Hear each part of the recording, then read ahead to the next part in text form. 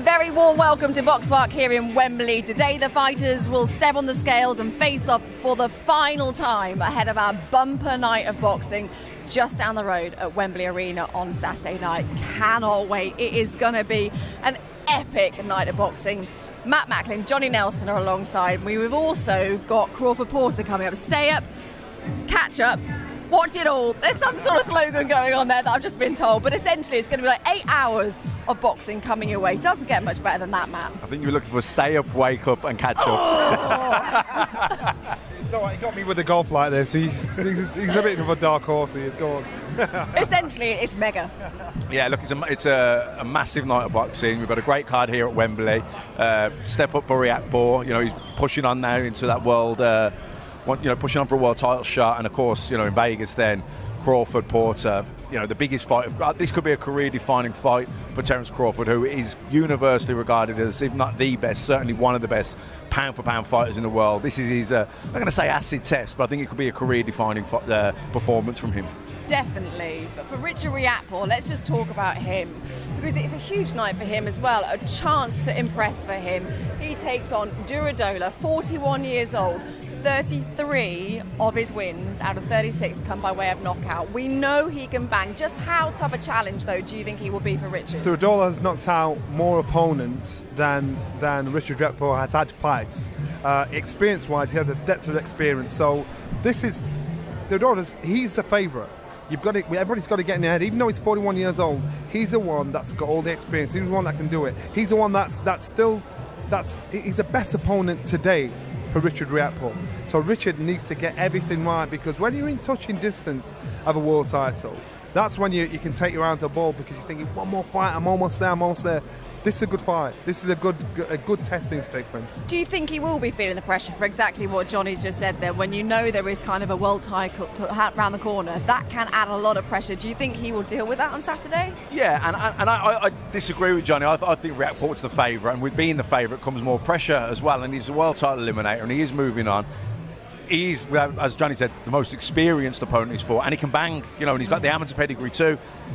Probably pushing on a little bit in terms of age, but I think this is going to be fireworks. I think that you've got two massive punches there, and even though Riakporhe takes his time and he sets things up with the jab, I think Durodola's going to probably stick it on him, and I think this could blow up early doors. That's why I said in Riakporhe's last fight, in most of these fights, the frustration is, he's got the shots there, but he's not letting them go.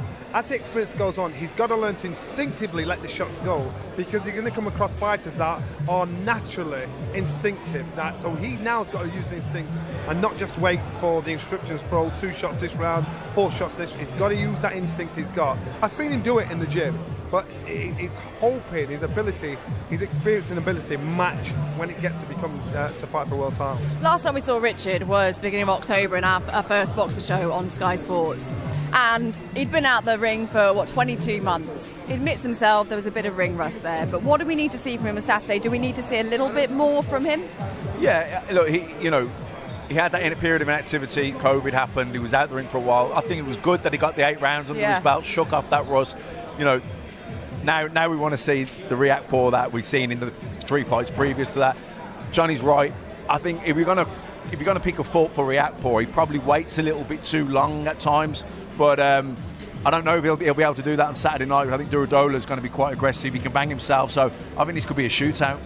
Could be a shootout. What do you think, Johnny? Because of late we've seen Riakporhe working on his boxing skills with Angel Fernandez, because the early stages of his career he was known as a bit of a knockout artist, wasn't he? But we're seeing a little bit more from him now. As we've seen, a lot of fighters, as the experience comes on, they become more refined.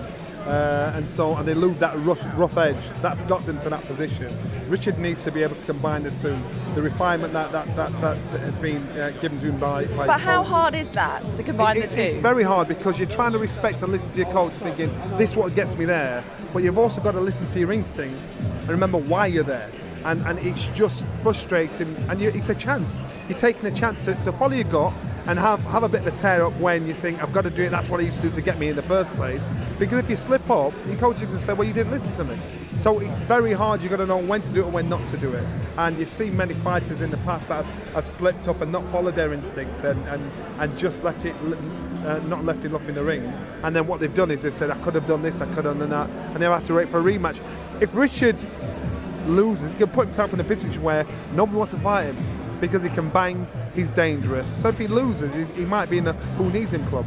Interesting, isn't it? In boxing, we always talk about timing, don't we? Timing and opportunities. Do you think this is the right time for Richard Riakporhe to be in this kind of fight?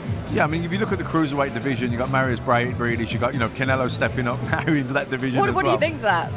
I think it's that was the big news yesterday, wasn't it? But I suppose from Canelo's point of view, he wants a challenge, and he wants to go for greatness. Even though he's secured greatness, I mean, his legacy, he's going to go down as an all-time great anyway. But I suppose he just wants to keep pushing that limit. But I don't know. Look, back to Riakporhe. He's 12-0. He's got some good wins on his record already. Everyone he fights is going to be more experienced than him anyway. But it was interesting hearing Johnny talk about when you're trying to refine yourself and get experience and learn how to pace the 12 rounds and become a championship fighter. You don't, at the same time as you're trying to add new things to your style, you don't want to forget what got you there. You don't want to forget who you are at your core.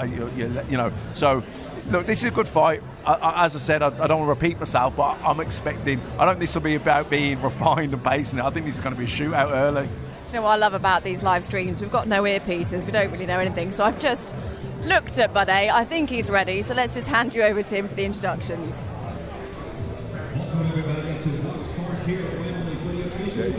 Of Boxer, the next generation on Sky Sports Boxing.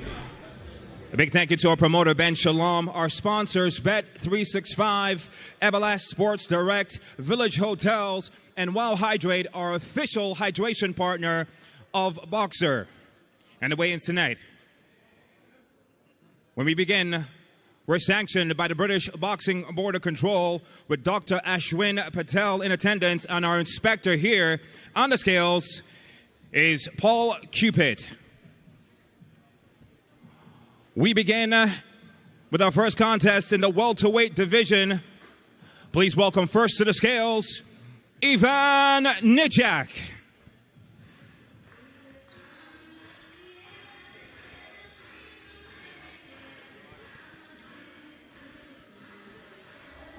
In the welterweight division, age 29 years of age, 5 feet 9 inches tall, from Croatia. His record stands at 12-21 and made his debut as a professional in 2015. First to the scales, Ivan Nijak.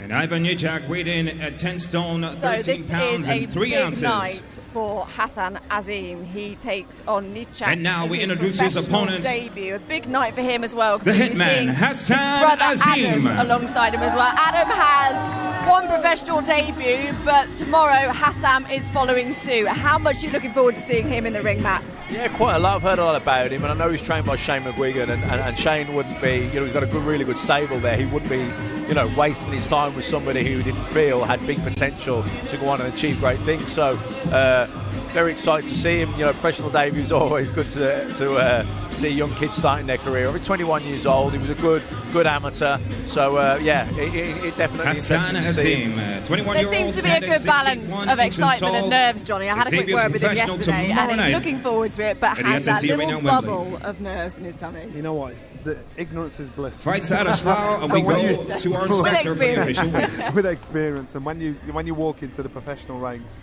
it's completely different than it's nothing like the amateur. The only thing is you've got gloves on and your shorts in the ring. So when and Hassan Azeem weighed in at 10 stone, 11 pounds and 4 ounces. Every fight you've got to learn something. So again, this is where he's going to learn something about himself. He's going to be critiqued because the spotlight's on him. How hard do you think it'll be for him, Matt? He's turning pro, but like I say, alongside his brother as well, one professional fight. But how hard is that? You're constantly being compared, I guess, aren't you, to your Ladies brother? and gentlemen, our first contest in the welterweight division, Ivan Nijak versus Hassan Azeem. even though they turned, Ricky was already so established, so it's then, Matthew's trying to learn on the job and he's being compared. These two are kind of going at it together and have come along. They're kind of coming along as a pair, aren't they? Exactly. So, it won't be, it's like the Hatton situation. I think this will be different, but listen, they're going to be best buddies. They're going to be training together, and they're going to be sharing the journey together. I think it'll be really exciting for them and their family. And of course, Johnny, the welterweight division domestically is thriving, especially here in the UK. It is. You know what? You've got Florian on the card. You've on the card. You've got the likes of Conor Bennett around. There are some good fights, really good, to be had. And listen, I've seen a few years when the welterweight division is buzzing, and there's been some amazing fighters, and you never know. In this, you've always got to have a dance plan. And now our next contest, to try and match 8 rounds in the what super middleweight division.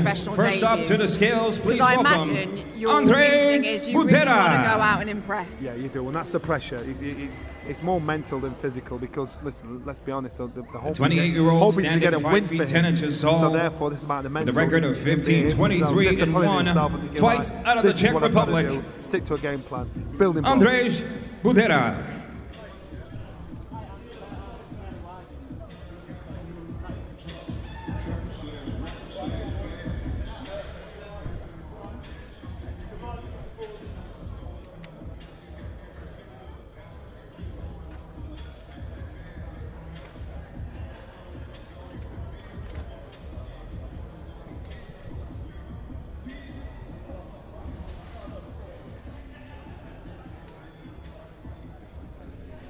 And Andrzej Budera weighed in officially at 12 stone, 1 pound and 9 ounces. So this is Jermaine Brown taking on Andre Budera's 6 rounds. And now welcome his opponent, Jermaine Brown. Another exciting night for Jermaine Brown, undefeated, 10-0, and a real chance, Matt, for him to shine. Yeah, he's just moving along nicely in his career, isn't he? Like say, 10-0 defeat, 3 knockouts. Made his debut as a professional he's just moving nicely, and I think there's no rush. And stands undefeated at 10-0. What I've seen so far, he's been impressive. He's getting better each time, and I think they're just moving him at the right pace. We last saw him out in the early October show, the first boxer show, Johnny, when he impressed against Jamal Adu. A lively 10-rounder, shall we say. What was your assessment of that? Good fight. He's got bottle. Jermaine Brown from Kingston takes to the scale. Comes in, always looks in condition. Doesn't he? Yeah. And so as long as he keeps that professional attitude moving forward, then it's probably hard to make a predictive judgment on how good he will or wouldn't be. But as long as he's moving in the right direction, we could just look at his development. Well, George Groves is going to be with us on Saturday night, and I'm sure he'll have a key eye on this one because he highly rates him. He rates Jermaine Brown. Yeah, and listen, you've got a... And Jermaine Brown awaited a guy called Dimitri Chudanov out in Minsk. I watched Chudanov many years ago, 10 years ago, more in the wild card. He was a good fighter, he fought Chris Eubank Jr. Had some good fights with a lot of people, and he was the home fighter. He was meant to win that fight, so Jermaine Brown went over there very much as the opponent, so it took a lot of confidence and self-belief to go over there and believe in yourself, and he took the opportunity. I think it was during the lockdown, and he seized the opportunity and caused the upset, and that's, for me, that's the best win of his career. So what should Jermaine's game plan be tomorrow night? I think go out, establish the jab, try and take the centre of the ring, and try and work his opponent out and soften him up round by round. If the knockout comes, take it.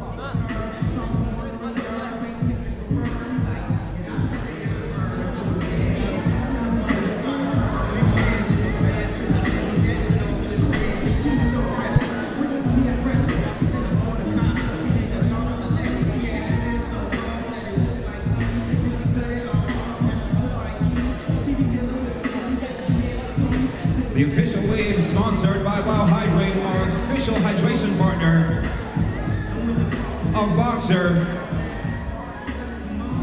The super middleweight contest between Andrzej Budera and Jermaine Brown. Jermaine looks like it means business, Johnny. It does. I like seeing fighters at this stage, in the early stages of their career, because the experience. It's the experience that gives them wisdom, and how they handle themselves before, during, and after a fight can usually help you predict how their career will go and how professional they are with a career. How much they cherish it. Set to make their way to the official And it's good as well. He's getting a bit of momentum behind him, and he's active, he's getting out. That's so important, especially in the early stages of your And career. it's a great time for any fighter to be involved in boxing because there's so much opportunity to get fights in there. And this is what you want. Matt will tell you, when we fought, we were hanging them out so long saying, when am I fighting? When am I fighting? These guys have got it made. All for them to fail. Everything's put in place for them to be better and become better fighters. Yeah, I mean, just to echo that, years ago, you were crying out for an opportunity, you were crying out to be kept busy.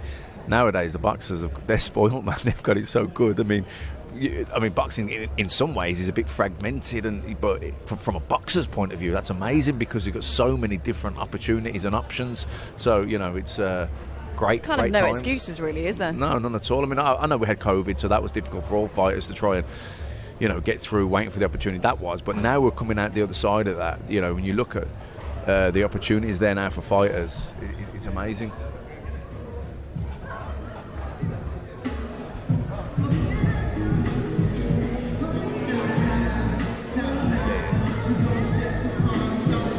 So we've seen one Azeem brother take the scales, Hassan. We're about to see Adam Azeem take the scales now in his fight against Stu Greener. 6 rounds at lightweight for that. There is quite the buzz surrounding Adam Azeem, Johnny. As you can hear, there's quite a lot of support for him. What do you make of him? We saw him a bit at the workout we did a few weeks ago, and he looks snappy, Johnny. He looks the part. He looks lean. He's tall for the weight. So I can imagine it being frustrating for any opponent. Look at the condition of it. 5 feet 10 inches tall. His debut 2021. This guy's Has a huge record for the of weight. 1-0 fights out of Slough. And if he's got punching power behind it, it can be dangerous and dominating. Yeah, he's only 19 years old as well. He's going to fill out. He's going to get his man strength. He's going to get more experience. But as we said, he's in a gym there that's really buzzing at the minute. It's a successful gym, success breeds success. You see that down through the years when Johnny, Nassim Hamid, Ryan Rose, and Adam Azeem weighed in at 9 stone, 11 pounds and 5 that's the way it goes a little bit ounces. right now. Shane McGuigan's gym is absolutely buzzing. And if you're a 19-year-old kid turning pro, we know he's got the talent because he was a decorated amateur. But you're thriving. You're aspiring to achieve and go on, and you want to be main event. And I know when I turned pro, I was like so impatient. You're around all these guys, and you want to be there. So it's I think this kid's going to go far. And right now, looking at him, in his head, this Brought is to all you about by him. Wow Hydrated, It's not about Richard official Riakporhe. This is all hydration about him. partner. This shows him, and you've got to have that sort of This arrogance. is a 6-round to think that lightweight way. contest between Stu When you're at Greener this stage, though, and Johnny, Adam and there Azeem. is so much talk about your future career and people, billing him to could he be a future potential star? How important is it that you move him at the right pace? What's important is his coach, his mentor, keeps his feet firmly on the ground. Yeah. And we were told never to listen to the praises or the grumbles, because when you talk good about you, they don't know what they talk about because they don't know you too well. When you listen to the grumbles, it can knock your confidence. You listen to what's happening in the gym. You know what you're capable of doing, what you're not capable of doing. And so it's down to the people talking in his ear to keep his feet on the ground, to not let him carried away with being a local superstar. And that way, you kind of detach yourself from TV, from the fans, from everything. Yeah, I think a good thing from that point of view is he might have been the star amateur turning pro, but he's in a gym with fighters who are way above him, so they won't let him get too carried away. It's a great gym to be in, and also a really family gym as well, because you've got Caroline and Daniel Dubois, and then you've got the Azeem brothers, and of course McGuigan comes to the family gym, so that's a vibe, isn't it? Yeah, great vibe, great camaraderie, great team. Listen, boxing's a lonely individual sport, but if you've got a gym you've got that team camaraderie, it makes life easier. Right of Masu Kaite set to take the scales.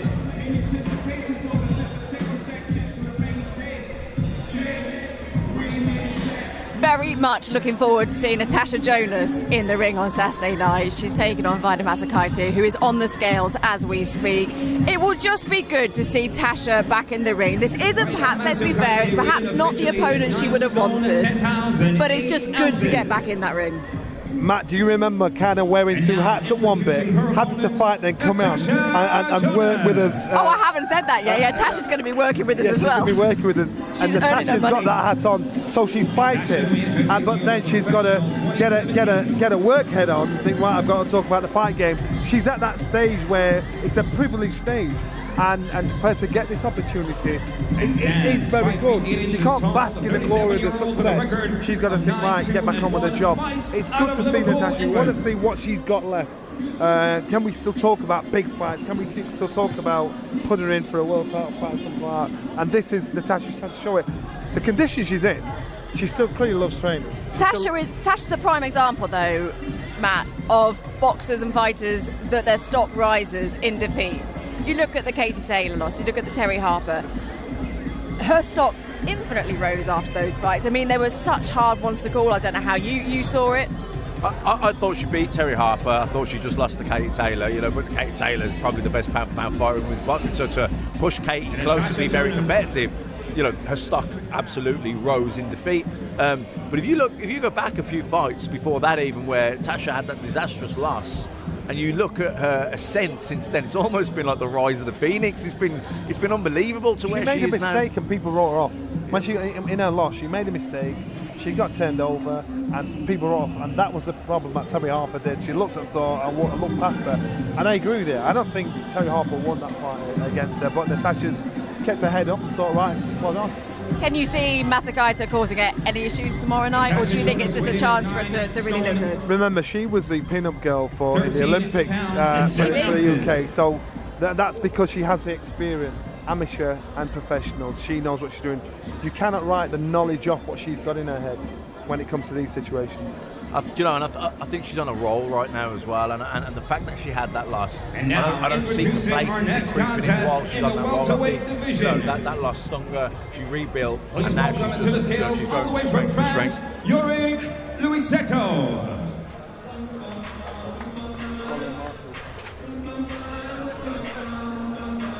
The 33-year-old Yorick Luisetto made his debut in 2017 with a record of 11-2, 11 victories, 2 defeats. First up to take the scales.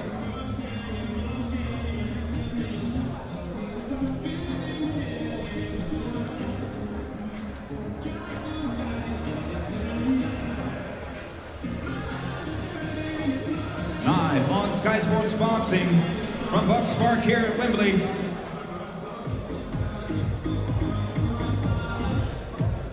You guys won't be surprised to know that Florian got a little heated at the press conference yesterday.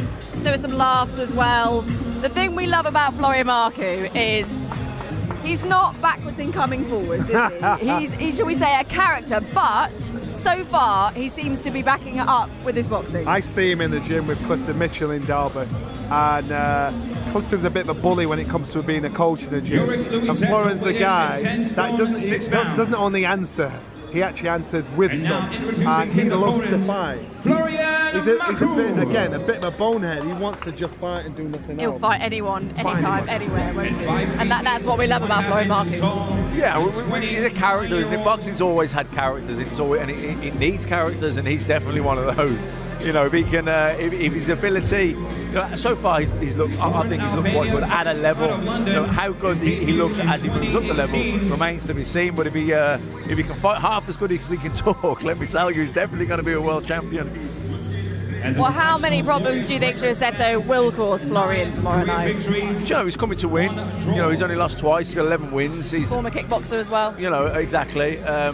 It's a proper fight. Having said that, I don't think he's boxing the same company as Marku, and I think Marku will have too much for him. Official weigh-in brought to you by Wild Hydrate, our official hydration partner. One thing's for sure as well, when Florian Marku's involved, there's noise and atmosphere guaranteed, and he brings an army of fans with him. I think when the chance comes for him to top a bill, and he's fighting for a title, something like that, the atmosphere will be absolutely mad, because at this stage of his career, the fan base that he's got is ridiculous, and that's from his former career before he actually boxed. And he actually walks like a star, talks like a star, fights like a star. So you don't know how far his career is going to go, but how would you rate him now? I do rate him. I don't think he's proved himself to think this kid's going to be world champion because there are guys in his division you think it's just hard to assess. But I love his heart, I love his attitude, I love his arrogance because he wants the opportunity.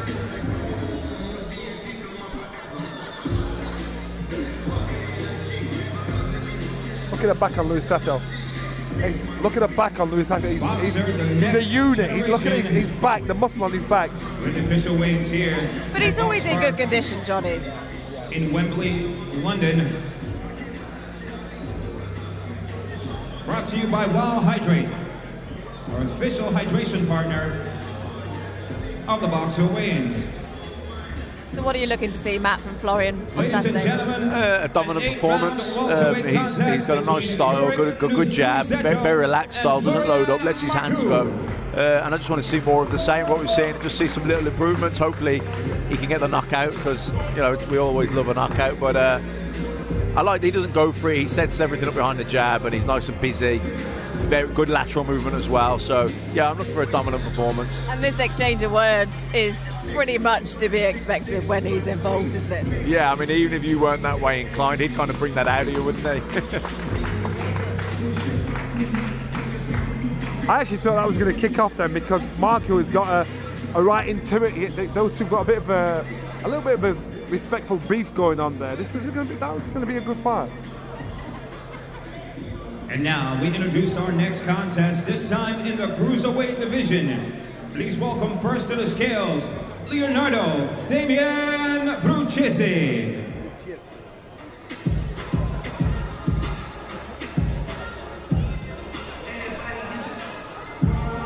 38-year-old Leonardo Brucey, standing 6 feet 2 inches tall. His debut in 2010. His record stands 20 career victories against 60 feet. So, Johnny, your old division, the Cruiserweight division, Michaela Weil back in action against Brucey. 8 rounds at Cruiserweight for this one. He's keeping busy, isn't he? He's keeping busy. He can punch. He's sort of like a sleeping giant. And eventually, remember, there's going to be collision course. There could be a clash between him, Richard Riakporhe, or the other cruiserweights, Lawrence Okoli, and yeah, sorry. But the cruiserweight, especially top 5, top 10, we can have some decent fights there. Domestically, we've got Tommy McCarthy, Chris Smith. Yeah. I'm trying to think, my good friend. I've forgotten his name. He's going to be gutted, but I can't remember his name. But again, domestically, there's some decent fights. We've just got to get these guys in against each other. That's all. Easier said than done, but yeah.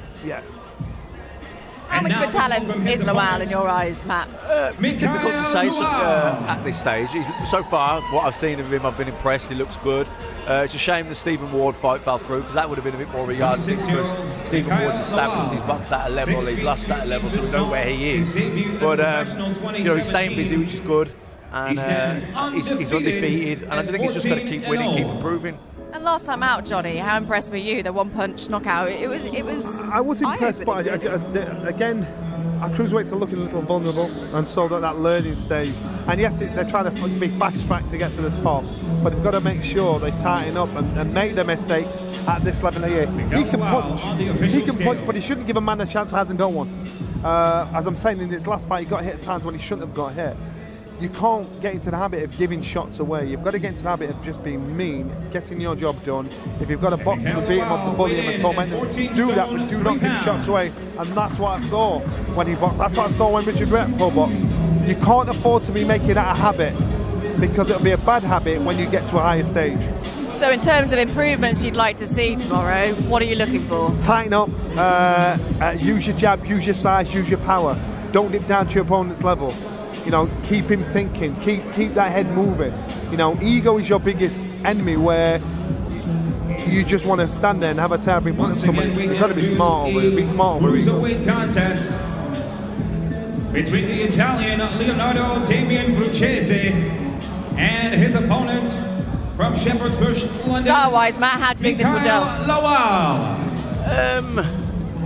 I don't know. I haven't seen enough really on Azeez, but I think Lawal's looking good. He's, like I say, he's got good momentum in his career. He's back busy now and he's undefeated. He can bang a bit. We know that. So I'm looking for that. I'm hoping to see another impressive knockout. He's also got a great backstory, Johnny, as well. Lawal. It is, and that's what builds the characters of a lot of fighters coming through. And boxing sort of emulates life. And it drives a lot of fighters because to want more. You're thinking, how is it? You know, when you're in a tough fight, you've got to dig deep. Your backstory is why you've got that inherent fight inside you. Well, both have made weight, and that face of Lawal looks ready to fight. That says ready to get in the ring now, doesn't it?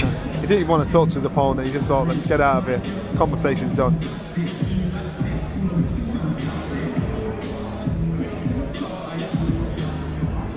Riakporhe's over there in the far corner. I think they know how serious this fight is for him. And now, ladies and gentlemen, we're set to introduce our first championship contest of tomorrow evening. This time it's 12 rounds for the vacant British light heavyweight championship. Good fight, this. I am very much looking forward to this fight.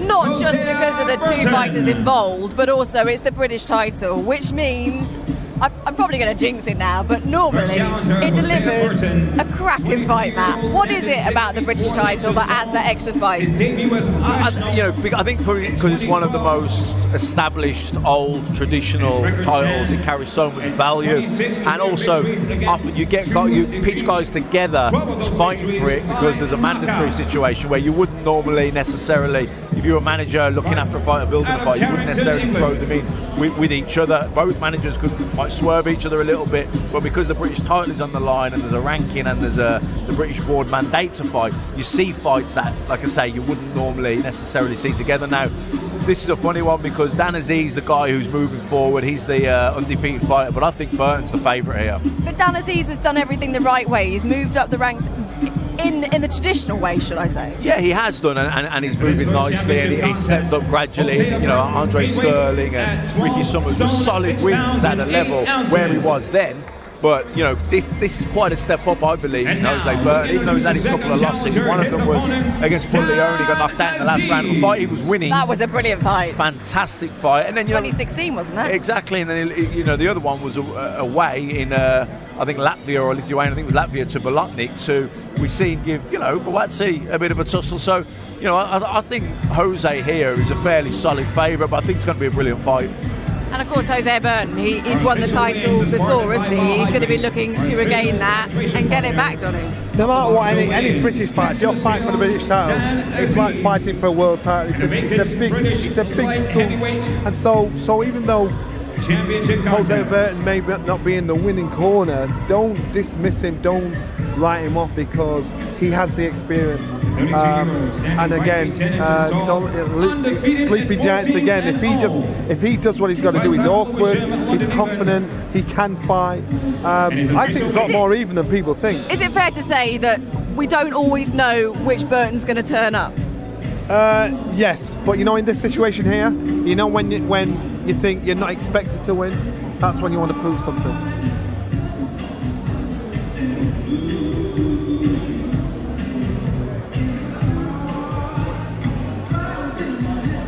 Look at the coaches, have a little pep at each other. Joe Gallagher saying is over. We'll just wait and find out. And Dan Azeez weighed in at 12 stone, 6 pounds and 13 ounces. That's just Joe Gallagher trying to... Go with him. He's just trying to cause trouble up there, trying to get in people's heads. That's typical Joe, but we have a fight. No, this could be fight of the night, definitely. And listen, I'm picking Jose. I think that he's going to be his experience, his proven level, his proven ability. He's fought at the higher level. He's been there. He's been in the trenches. I'm picking him to win. Can you see it going the distance? Yeah, it could definitely go distance, but it could also end early because Jose can bang. We've seen it. He can start fast. Came out, he dropped. I think that's called sitting on the fence again, Matt. I'm not sitting on the fence. I'm going for Jose. I'm just saying, nothing would shock me in this fight because they can both box over 12 rounds. And Azeez is a good boxer, but Jose can crack hard. Let me tell you. And he spotted him, and he dropped out with Bob. I just sat him like the first 5 seconds or so, didn't he, in Brentwood? So he starts fast. So I believe that if it gets stopped, I think Jose Burton gets the stoppage. I think if he goes the distance, it's Azeez you want to be looking at because he's solid, he's chunky, he's hungry. Jose Burton's got the long levers, he's tall, he's rangy. It really is a must-win fight for both, to be honest. Oh yes, without a doubt. Because at this stage, if you're a fighter with pride, you don't want to be boxing for anything less than a British title.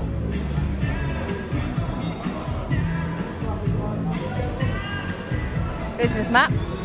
Yeah, look, it's like you say, some of the best fights we've seen over here have been for the British title. That's just the way it is. We've seen some absolute crackers over the years. Hopefully, this one lives up to that. And now, ladies and gentlemen, here at Box Park in Wembley, it is time to introduce our main event for tomorrow evening. 10 rounds for the WBC Silver and a title eliminator for the WBC Cruiserweight Championship. Please welcome first to the scales, Leonardo Durodola.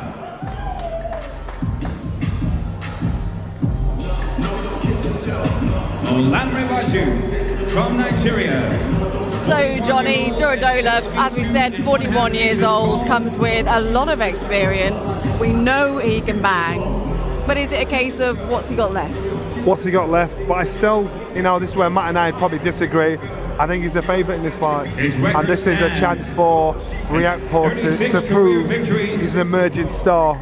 Getting rid of this man. This man can fight. He's used a tough life. He's a policeman.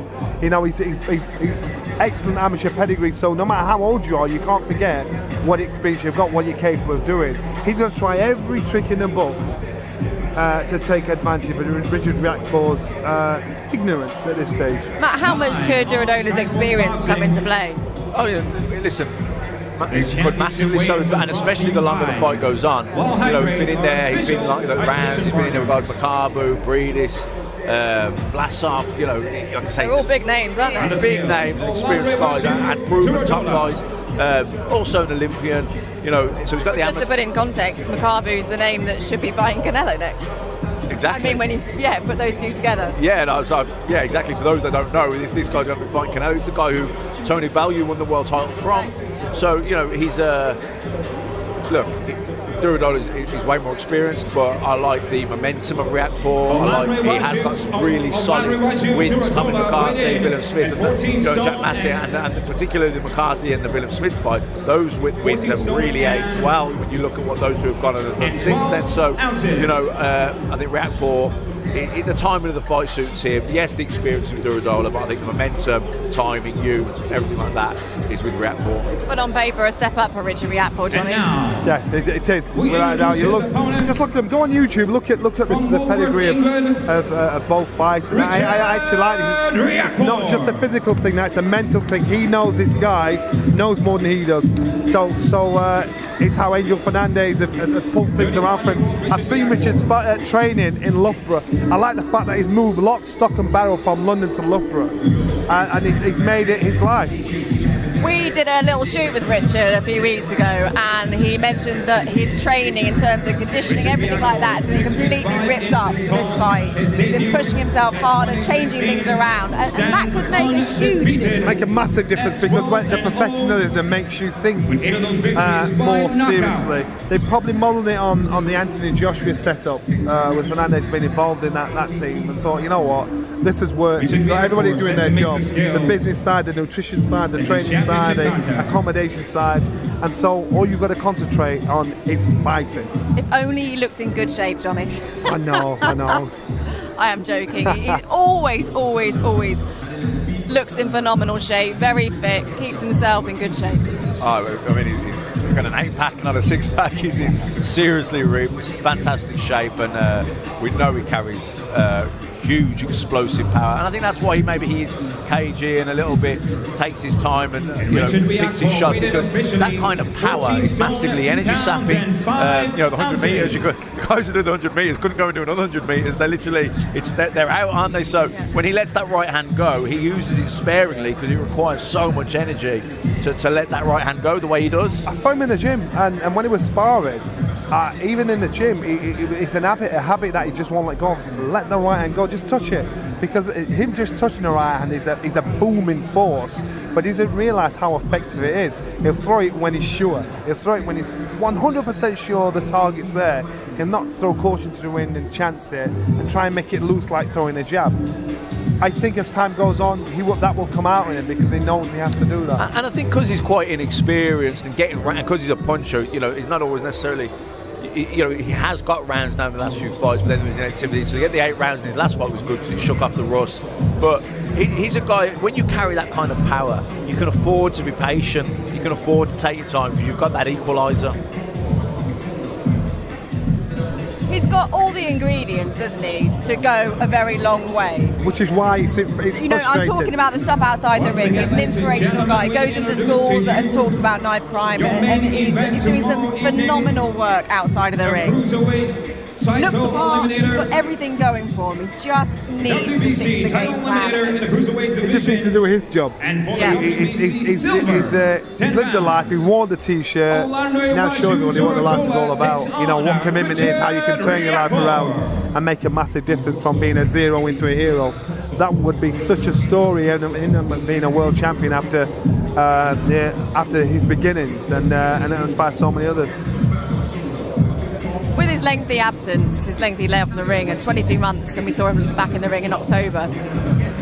Do you feel like he's trying to make up for lost time a little bit? And would that put more pressure on him tomorrow night to deliver a statement? Does he need to produce a statement? I think last time out in October, he was, probably concerned that he'd been out of the ring a while. You don't know what your match fitness is like, if you know what I mean. So he took his time, he got the rounds. I think he won't be as cagey on tomorrow night. I think he'll let his hands go a bit more. I mean, his style is cagey anyway, but I think we could see fireworks tomorrow, and maybe early.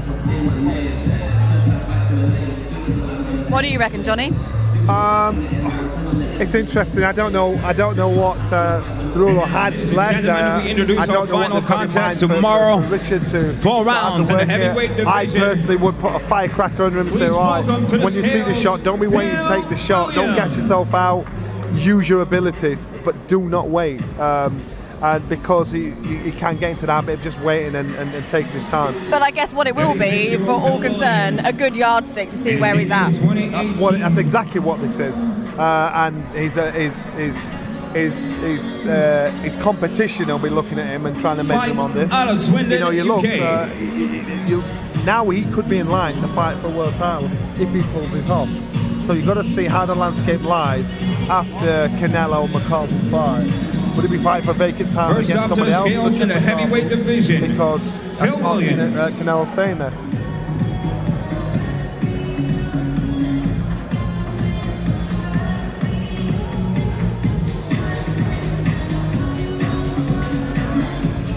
Brought to you by Wow Hydrate, our official hydration partner of the weigh-ins.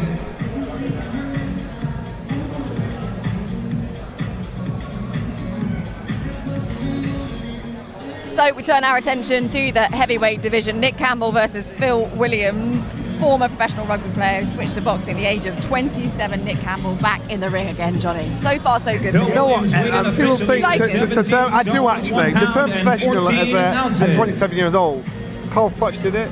Bone Crusher did it. So it's never too late because you've got when you've got that experience there. It's just nice to see the journey these fighters coming through. Yeah, we say 27, but with that professional rugby background, that's surely got to stand in good stead. He's got a sportsman's mentality, professionionalism about him. He's come from the other side. Fighters are looking and think, you're not one of us. He's got to prove he belongs here, the fighter. And Glasgow. Well, he's looking for his 4th straight stoppage on the bounce, Matt.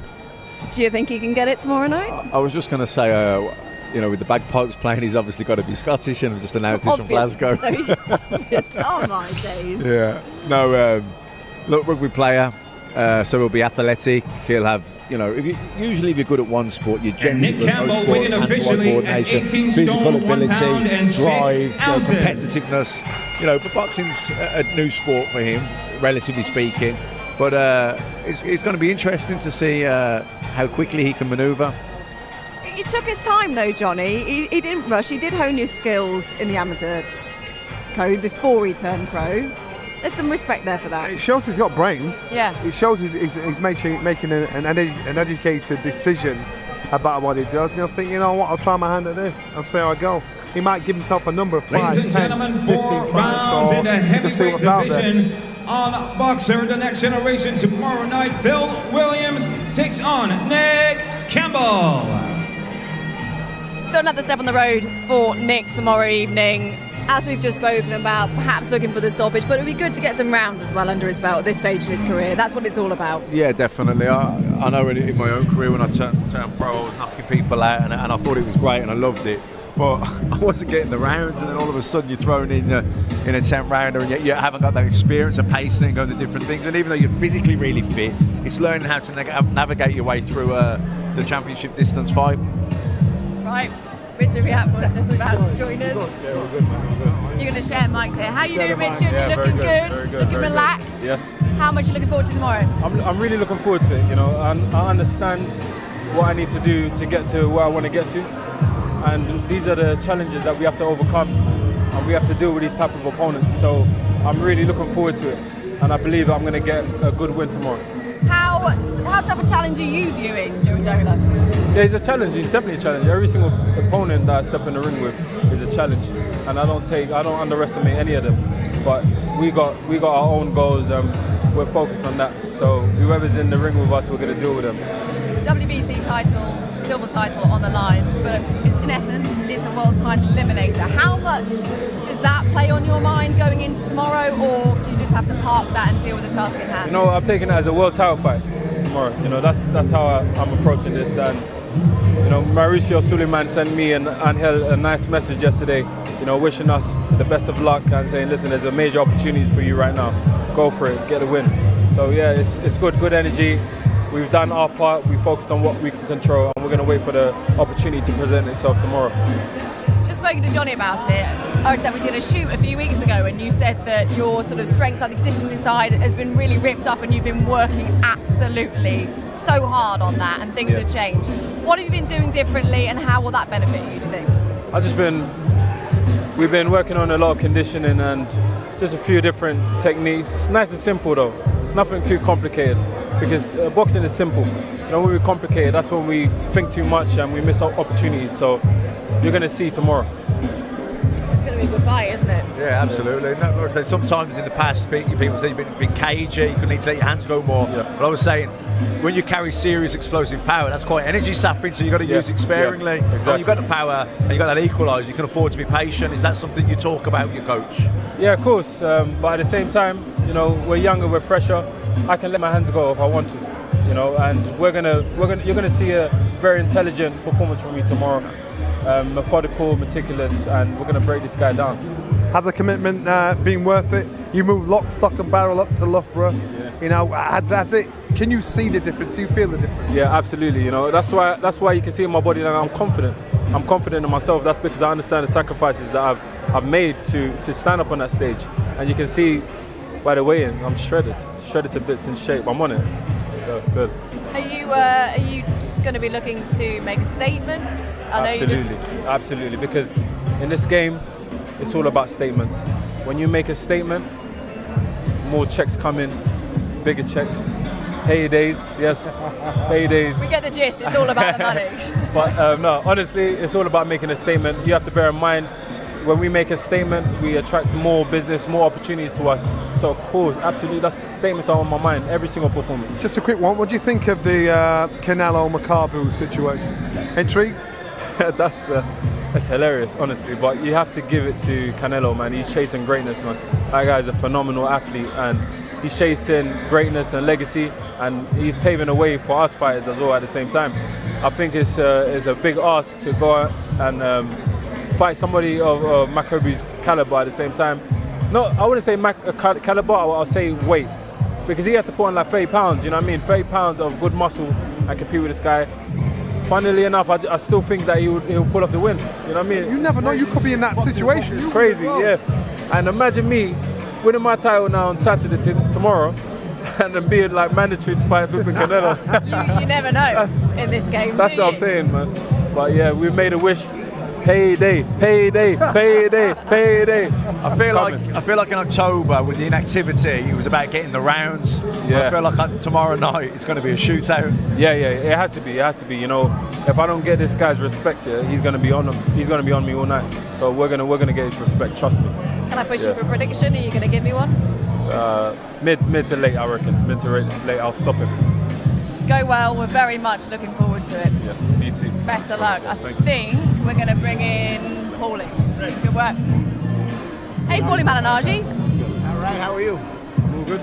How good was that? It was good. Yeah. All set to go now. Yeah, Richard seems in good spirits. Seems ready to roll. Yeah. Well, after a long training camp, you know, especially if training camp has gone well, and you know, you put in all the hard work, you do feel good after the weigh-in. You know, you can go eat. You've done all the hard preparations behind you, and you're ready to perform and put all that hard work to good use in front of the cameras, in front of the audience. When we spoke yesterday, you were looking forward to the Riakporhe Durodola fight, but you were also very much looking forward to seeing Adam Azeez in action as well. Yeah, Adam Azeem, the young prospects, Adam and Hassan, I think is the other one, right? Yeah, I'm hearing a lot of good things about them. I spoke to Adam on the way here.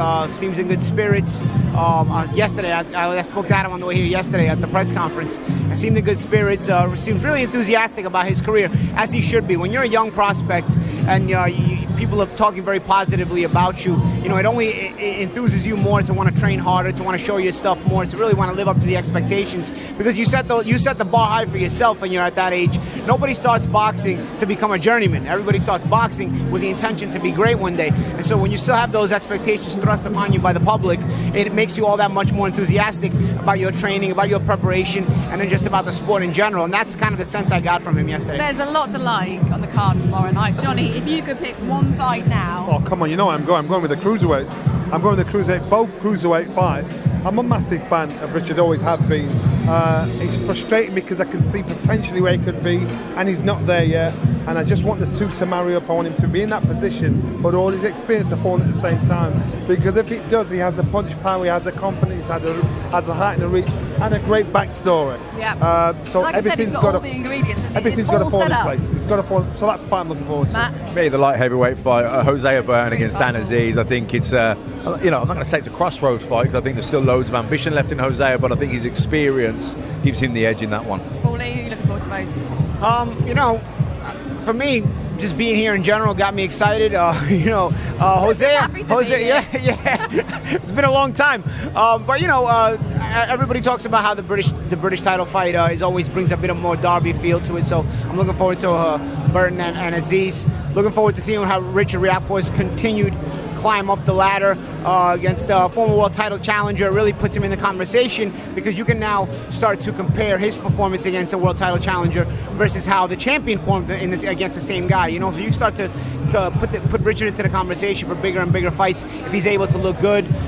Florian Marku is always somebody I'm really excited to see. He always brings a big crowd, a lot of enthusiasm as well. Very passionate about his boxing. I mean, he looked like he was happier to be here than he would be Saturday night if his kid was born, which is really shows how enthusiastic he is. So Florian Marku's wife is due to give birth any time now. I mean, it could be happening now when he's in the ring on Saturday. We're very understanding. She will never let him forget that if their baby's born and he ain't there. We know that. We know the pressure will be on us. Oh dear. Hindsight's a wonderful thing, isn't it? Before I let you guys go, we have to also mention, because it's a mega night of boxing on Sky on Saturday night. We start at 8 o'clock and then it's going to go right through in the early hours of the morning. The stream starts at midnight and then the live coverage on TV begins at 2 o'clock in the morning. Of course, I'm talking about Porter. What a huge fight, Paulie, that is. Yeah, mega fight in the welterweight division, especially with Errol Spence out of the mix with retina injury. It's probably one of the biggest fight you can make at welterweight right now in terms of name recognition, reputation, and high-level boxing. It's really, really interesting fight, and it should be really interesting to see how Crawford is able to deal with that kind of intensity from Porter. Do you think this could be Crawford's toughest test today? Without a doubt, Crawford believes that Porter beat Spence. He believes he beat Thurman. He believes he beat Kelbrook. And so he wants to make a statement here in beating Porter good and proper to say, look, boys, I ain't avoiding anybody. You know, this is what I'm doing. So this is his showcase. This is his chance to say, right, this is how you beat this guy. But Porter's a tough cookie. He's a tough cookie and awkward as well. Matt, what's the slogan? Yeah, look, I think that was it. Stay up, wake up, and catch up. But I'll tell you what, if Crawford believes Porter won those fights, I hope Crawford's wearing a better set of contact lenses Saturday night when Porter's coming after him, because it's going to be an even better fight if Crawford sees better than he did when he was watching those fights. Yeah, listen, he didn't. I don't think he won those fights. They were very competitive, and they pushed. He pushed them all really hard, but I thought he just got pipped in them all. But I think Crawford. This could be a career-defining fight for him. I think he's probably, Porter, no one goes forever. There is miles on the clocks there. And I think it's a good time for Crawford to catch Porter. And I'm expecting a really dominant performance from Terence Crawford. Wake up, stay up, catch up.